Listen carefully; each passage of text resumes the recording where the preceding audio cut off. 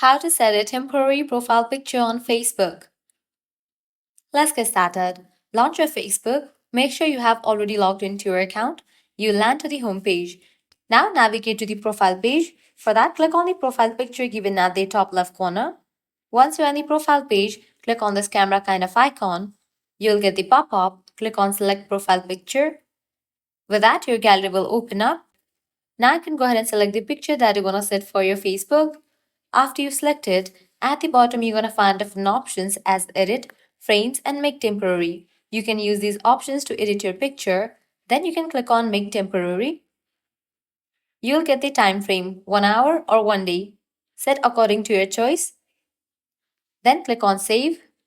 And just with that, your profile picture will be updated. So this way you can easily set a temporary profile picture on Facebook.